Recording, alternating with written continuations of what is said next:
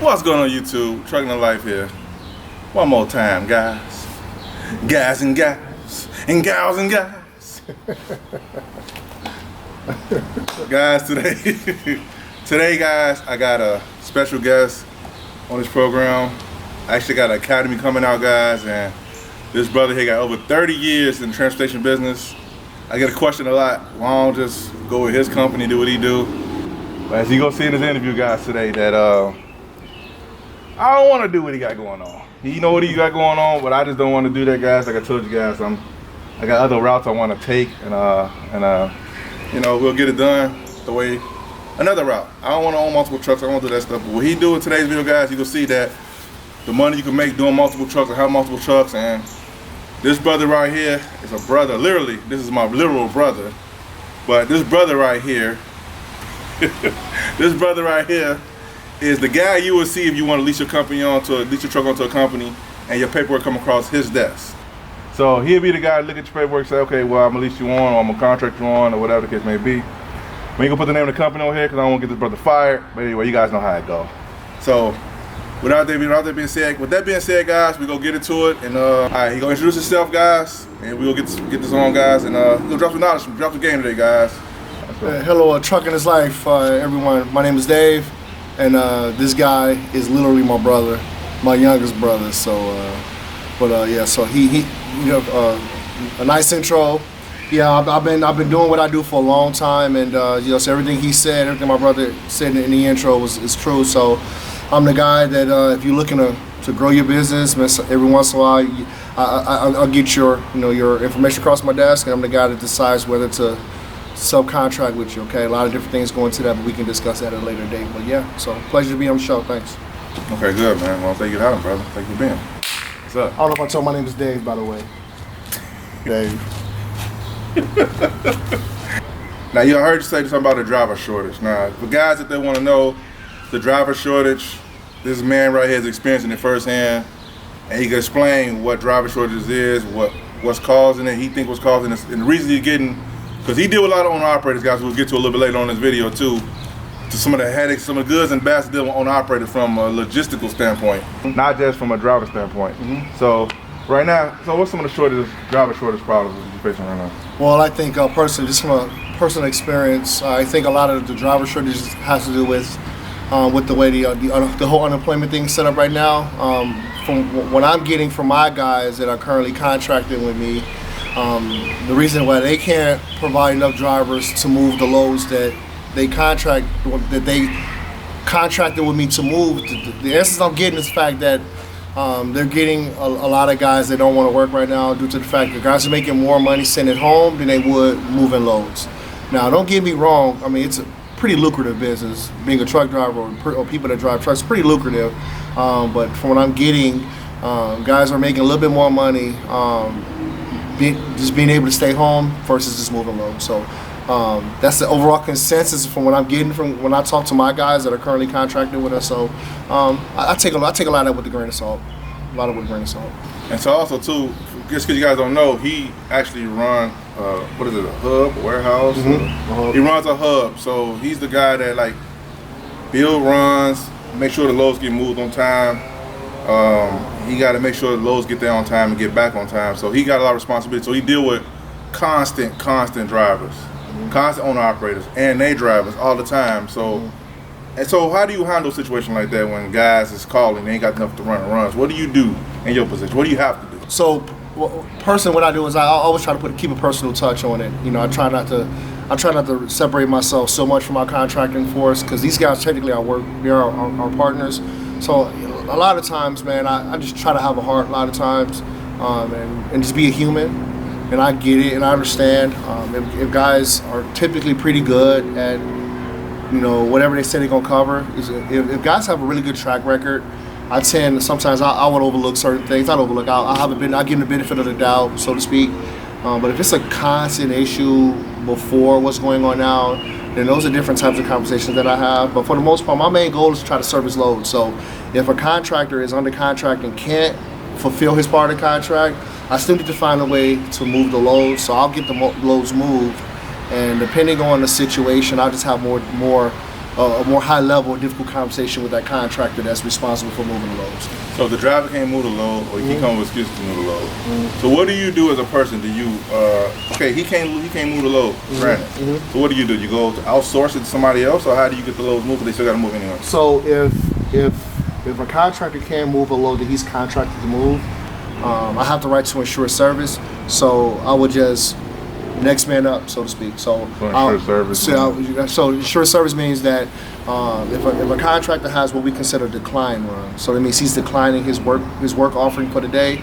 I have the right to ensure that the loads still make it. So kind of what you said, I still got to make sure the loads move. So I just kind of just reach out to the next man on the list and just offer that work offering out to the next man up. So once I go through the whole rotation, so to speak, or the whole work offering system, once I've depleted everyone and no one can move it, then I'll outsource it to an outside carrier. So like from the time the guy come in to the time the guy tell you, hey, I can't do it, from the time you got to find a replacement, and then let's say the replacements don't work out, and you got to find an outside carrier to move the load. What time span is that? What time span are you looking at here? Sometimes it could be again. Time is considered. Time is moved. Time is constantly moving. Time doesn't stop. Ironically, so there is a very small window. So I'm looking at maybe an hour tops, an hour's time before I got to try to figure out. So from the driver calling in, pretty much on the load, to you finding another guy down the line, to find an outside carrier within an hour. Within an hour. So do you have carriers on deck? I do. So luckily, that's what I was gonna say. So luckily, I have several drivers on hand that can take it. I have several outside carriers that are always on standby. They can take it. So I don't typically have a hard time filling that lane. It's relatively easy for me to be able to find coverage for it. Also depends on where it is. So, but I do have drivers lined up to take the run if I need it. So how long you been seeing this driver shortage? 'Cause I know in the rail yard business we facing a chassis shortage right now tremendously. And I know you deal with rail yards to a certain degree too, but not full-fledged like I do. Correct. You still do deal with it. I do. So how long this shortage been going on? What have you noticed it in your business? Well, I know for me personally, the driver shortage has affected me and my team. It's been about 8 months. About 8 months. It's been a recurring issue for about 8 months now. It's a lot worse now than it was 8 months ago. Granted, 8 months ago, just a couple contractors, a couple businesses were having driver issues, but now it seems to be over the last 8 months, it's been more consistent throughout the whole workforce. So it's been pretty tough. Maybe slim pickings is what we call it in my office. Slim pickings. So it's slim pickings. So like, okay, the guys get y'all short drivers, right? The runs get shorted, and so pretty much what I'm asking you is, do you always find somebody to cover the runs, or do you guys actually can't run that run for the night because the driver's short? Right. So unfortunately, in my industry, in the company that I work for, that we will remain nameless. There is no not moving loads. There's an old cliche that our mom used to teach us: rob Peter to pay Paul. Sometimes we rob Peter to pay Paul. Okay, and a lot of times Peter get robbed more than he can to be. And Paul would even say thank you for us robbing Peter to pay him. So, I mean, it's by hook or crook, man. I mean, I call in reinforcements, and it's truly an all hands on deck kind of mantra, man. It's like by any means necessary, those loads got to move. So, a lot of times, man, if we get in dire straits, we have other stations, we have other companies that we can reach out for to get that additional backing if we need to. Okay, well, I'll go into details of the company you're with. Now, is this a 24/7 operation, or what kind of operation are we talking about here? 25/7. 25. If it was 36 hours in there, we'd be running. So yes, so 24/7 operation. Yes. Okay. So if somebody calls on a load at midnight or 3 in the morning, you got somebody on deck at that time to run? I do. Now, is that something that automatically come, or do you have to stack that up? You have to build it up all the time? No, man. Like a lot of that, we discussing. We're discussing in Can Harlan Academy. A lot of that stuff. A lot of background going to just making sure I have what. I'm robbing whatever's left of the driver pool right now. Just making sure that the guys that I do business with have enough drivers on hand. So it's a lot of leg work in the beginning to make sure that I have those drivers on deck. Even in the shortage right now, there are businesses that are still able to provide drivers. I just need to make sure that I have enough work for them. So when these guys are going through the issue, when they're struggling recruiting and hiring and retaining their drivers, I just need to make sure that I have a pretty solid business plan with my team to make sure that we have enough work to go around for these guys. So it's almost like a perfect science. So it's a system. No, absolutely, it is. A system. Okay. Yeah. So, and also two guys for the record. This brother right here build hubs from ground up, build lanes, line haul runs, day line haul runs from scratch. He's the guy that build them up, put systems and processes in place logistically, systematically, any way you name it. He's the guy. So we asking the right guy for the things. And like I say, guys ask me, why don't I just go work for him? And I was like, I'm not built for that setup. You guys may say I deal with the rail yard stuff, of course, but I take on the rail yard animal than what he got going on. Yeah. And I just don't want to do it, guys. But anyway, so back to you, bro. So like, let's just say you got the drive, you got the lanes built up and everything, right? Do it take a lot of brain power to actually build a hub from nothing up to get build lanes and all that stuff? It does actually, because you have to have knowledge of, like, this gonna sound silly, but you gotta have geographical knowledge. You have to know what's north, south, east, west, what you can build into, what lanes can go together. Like if you ever get in a pinch, you need to be able to know geographically what works. Okay, in my industry, we move a lot of 28s. Okay, so we pair 28s up together. We move a lot of those. When you say 28, you 28 foot pups. Y'all run a lot of twins. A lot of twins. Yes. Okay. As a matter of fact, we have a saying: "Is Valentine's Day always in my building." Couples only. So if you're a line haul driver, be prepared to go on a date because you going with a double. Okay, you can be a third wheel, but you have to know geographically what works. So you need to be able to know like what which two pups can go together to make service on a lane, right? You need to know what can fulfill a lane, right? All the stuff that go behind building lanes and all that stuff, there's a lot to that too, because going from building to building, you have to make sure that building's on board with what you have and what you're building. You need to make sure what you're sending them they can use for their lanes that they build. So yeah, there's a lot to go into it. Not to mention, the warehouse that are building the loads, not to mention being on board with what they're building, make sure they're building the right thing. So yeah, it's a lot of labor. So a lot of communication between Absolutely.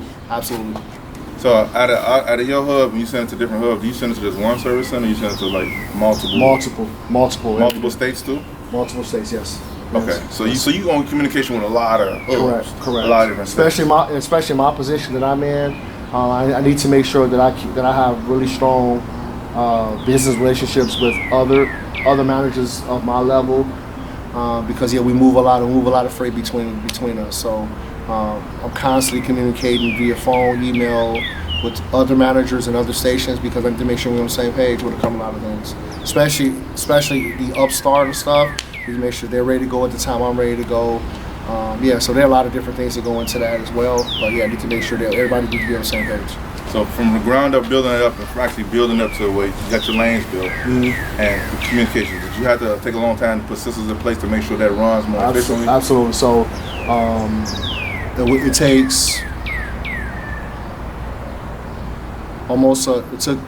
takes almost my last experience. It took almost 8 months of preparation just to get things kind of up and going. And obviously as things get up and going, obviously there's glitches and there's snafus and there's things that happen. Just got to be able to kind of work through those things, and that just give added time on it. But from start to finish takes about 7 or 8 months to get everybody on pay, everybody on board, to have enough drivers, to have enough volume, have enough freight coming in, to kind of get all your ducks in a row before you can actually get going. So is that to build our lanes, or just like to make sure everything? That's everything. Let's make sure lanes are built. That's having communication. Make sure the warehouse is on board. What we need to build, what destinations, what lanes we're going to build. Everything having having drivers available for those lanes, having just all the information that goes into the systems, all the whole schematic. Now, if a person come in and build something themselves, a hub like that themselves, do they have to come in with systems themselves for the most part to build that? You kind of got to, or you got to kind of work up the systems of the main company give you and kind of work around it. For our sake, we have to build off what's provided for us. But you still got to make the minor adjustments that they wasn't thinking about. Correct. Each location operates different. Correct. So if there is internal issues, so if you build off, you use what the company's giving you, but there's some leeway to kind of go in and alter things. So obviously, we build destinations different states and stuff. So if some reason, let's say we build a Lenexa, Kansas, right? If Lenexa, Kansas doesn't get enough volume or enough freight for us to warrant that lane, well, we'll condense that lane into something else to make it a more profitable lane for the contractor and for the company per se. So that's where the leeway come into play. So in the beginning, we kind of just build we build this, hey, dock or warehouse, build this, we line haul, we move it.